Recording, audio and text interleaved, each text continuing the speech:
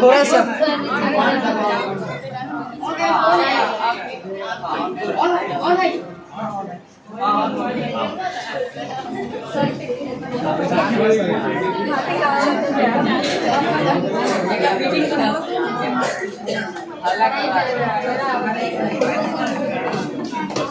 सुनो सुनो अल्लाह ना करिएगा, है ना? उधर ना ताकिएगा, उधर कुछ नहीं दिखेगा। सच कह रहे हैं, जो भी दिखेगा इधर दिखेगा, उधर कुछ नहीं दिखेगा। इसका एक मानना था, तो मेरा भी एक मानना था। तो चलो एक बार हम लोग ट्राई करके देखते हैं, कोशिश करने में क्या जाता है। सकल भगवान देवी की है, बोलने तो ऐवे करता है, लिखने बोर्ड पर ऐवे करता है, पढ़ाई करवाने आता ही। आप लोग खाली शांत रहिए, चुपचाप सुनिए, कुछ ना कुछ ही आपकी कोई चेहरे आने वाले नहीं है कि आप मेरे साथ आकर है ना कुछ फोटो आ जाए। ऐसा नहीं,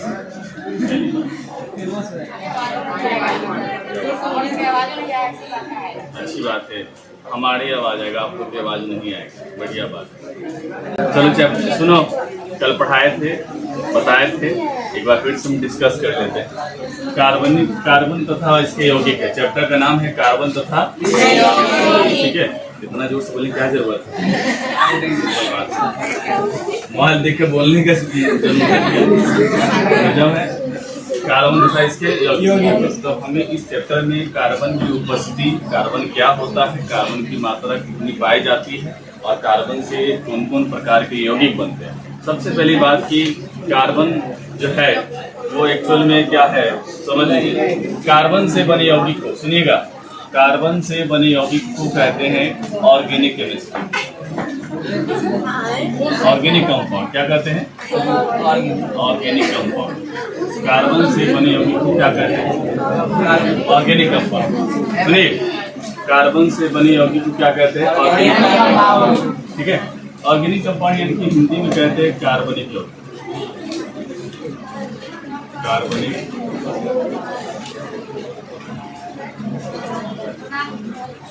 ये जो चैप्टर है किस केमिस्ट्री में पढ़ते हैं?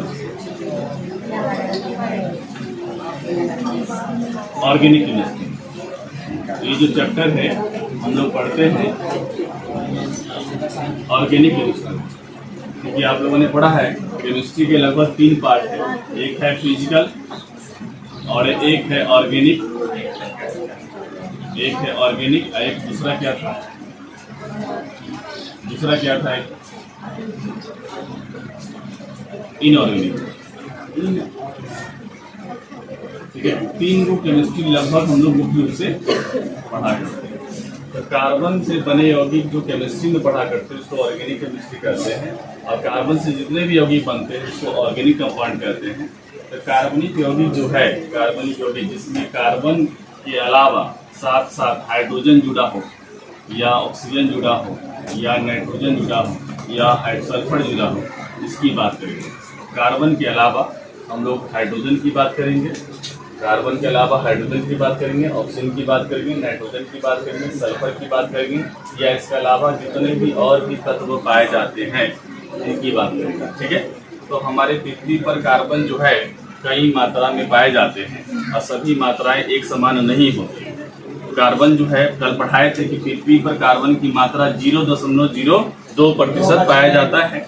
वायु में भी कार्बन की मात्रा पाई जाती है और वो कार्बन जो है CO2 के रूप में पाया जाता है जिसकी मात्रा है 0.03%। साथ साथ ये भी बताया गया कि कार्बन जो है मुक्त अवस्था में भी और संयुक्त अवस्था में भी पाया जाता है। मुक्त अवस्था का मतलब समझते हैं कि कार्बन जो है फ्री स्टेट में किसी अभिक्रिया के रूप में नहीं पाया जाता है। जैसे कि आपको बताया गया था कि मुक्त अवस्था में कार्बन जो है वो हीरा है, पहला है हीरा, दूसरा है ग्रेफाइट, तीसरा क्या है? कोयला भी पढ़ाए थे, और चौथा आपको बोले थे C60, इसको कहते हैं फ्लोरीन, फ्लोरीन कहते हैं। कार्बन के कितने परमाणु? तो 60 कितने हैं? 60, ठीक है, 60। तो कहने का मतलब है कि कार्बन जो है मुक्त अवस्था में भी पाया जाता है और संयुक्त अवस्था में भी पाया जाता है। मुक्त अवस्था में हीरा, ग्रेफाइट, कोयला ये सब भी है, ये सब कार्बन के क्या है? अपरूप है। कार्बन के क्या है? अपरूप है। क्या होता है अपरूप का मतलब यही होता है जिनकी भौतिक अवस्था समान होती है, भौतिक अवस्था समान होती है, लेकिन कार्बन के कई रूप होते हैं। कार्बन के कई रूपों को अपरूप कहा जाता है। ये कार्बन से ही बना क्या है, एक प्रकार का यौगिक है। सिंपल सी बात है, कार्बन से बना एक प्रकार का यौगिक है जो कार्बन के कई रूप होते हैं। ठीक है, तो इसके भौतिक जो अवस्था होती है समान होती है, लेकिन रासायनिक गुण जो होते हैं इनके अलग अलग होते हैं। जैसे देखा जाए हीरा का रासायनिक गुण अलग होगा, और ग्रेफाइट का भी रासायनिक गुण अलग होगा, और कोयले के भी रासायनिक गुण अलग होंगे, और C60 के भी रासायनिक गुण क्या होंगे, अलग होंगे। संयुक्त अवस्था में भी कार्बन पाया जाता है, जिसको हम कहते हैं कार्बोनेट पाए जाते हैं। ठीक है, तो संयुक्त अवस्था में भी पाया जाता है और साथ साथ मुक्त अवस्था में भी पाया जाता है। अब ये तो हो गया। कार्बन की परमाणु संख्या कितनी होती है, 6 होती है। कार्बन का परमाणु द्रव्यमान 12 होता है। कार्बन का परमाणु संख्या 6 होता है और कार्बन का परमाणु द्रव्यमान 12 होता है, और कार्बन की संयोजकता 4 होती है। कार्बन और 4 इलेक्ट्रॉन का त्याग और ग्रहण नहीं करता है, कंप्लीटली त्याग और ग्रहण नहीं करता है, बल्कि कार्बन जो है 4 इलेक्ट्रॉन का साझा करके यौगिक का निर्माण करता है। न इलेक्ट्रॉन का पूरा त्याग करता है, 4 इलेक्ट्रॉन त्याग भी नहीं करता है, न 4 इलेक्ट्रॉन को पूरा ग्रहण करता है, बल्कि वो साझा करके एक बड़ा यौगिक का निर्माण करता है। ठीक है बात को, इसीलिए कार्बन में श्रृंखलन गुण पाया जाता है। कौन सा गुण? श्रृंखलन गुण पाया जाता है। श्रृंखलन गुण का मतलब होता है कि कार्बन से अनगिनत यौगिक बनाया जा सके, कार्बन से अनगिनत यौगिक बनाया जा सके। सिंपल सी बात है, ये बड़े बड़े यौगिक जो है कार्बन के ही बनते हैं, क्योंकि उनके पास 4 इलेक्ट्रॉन की संख्या होती है। वो ज्यादा से ज्यादा है ना बड़ा से बड़ा कंपाउंड बनाने की क्षमता रखते हैं। समझे बात को? इसलिए यहाँ पर हम लोग कार्बन से जुड़ी हुई बातें पढ़ते हैं।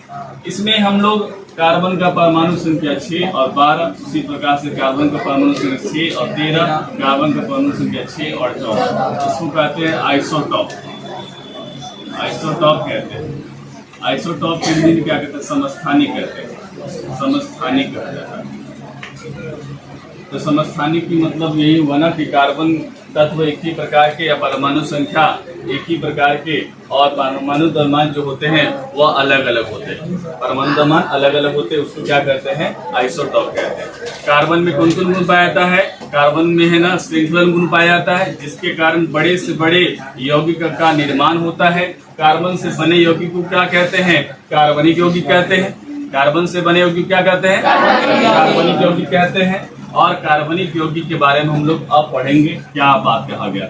आज से प्राचीन काल में सुनिएगा, कार्बनिक यौगिक आपको बता दें, कार्बनिक यौगिक 200 वर्ष पुराना है। लगभग 200 वर्ष पुराना है। कार्बनिक यौगिक का अगर बात किया जाए, उद्भव कहा जाए, या पहली बार बनाया गया था, या वैज्ञानिकों ने इसका सही मायने में प्रमाण, सच्च प्रमाण प्राप्त किया था, तो 200 वर्ष पहले प्राप्त किया गया था। ये ऑर्गेनिक जो शब्द है कार्बन में ही पढ़ना होता है। ये ऑर्गेनिक शब्द जो है वो बर्जलियस ने दिया था। किसने दिया था? बर्जलियस ने दिया था। बर्जलियस ने दिया था। और फादर ऑफ केमिस्ट्री कौन है? Organic chemistry? Lavoisier. Father of organic chemistry के कौन है? लेवोजियर। पूरा नाम है Antony von Lavoisier. Antony von Lavoisier. ठीक है, तो कार्बनिक यौगिक क्या है?